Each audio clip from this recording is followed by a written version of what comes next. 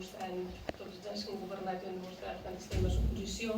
A més, tenint en compte que per nosaltres la cultura no només són 2 actes o 2 activitats, sinó que entenem la cultura com un pilar bàsic de formació, com un pilar bàsic d'educació, com un pilar bàsic de convivència, d'interacció entre tots els estaments de la ciutat, a la vegada que l'entenem com un motor econòmic.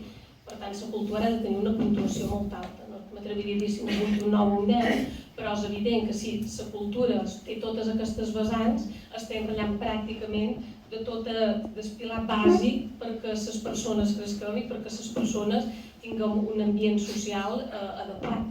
Per tant, des del PSM, tal qual hem fet tots els darrers anys, sense modificar res respecte a la cultura, seguirem apostant per la cultura com ho hem fet tant quan hem governat com quan hem estat a l'oposició, senzillament per això, perquè és un valor de formació, un valor educatiu, és un valor de convivència, és un valor econòmic, per tant, és tots els valors per als quals creixem les persones i la societat. Per tant, seguirem exactament com ho fèiem i una puntuació elevada. No es diria si un 8, 9, 10, per descomptar molt elevat.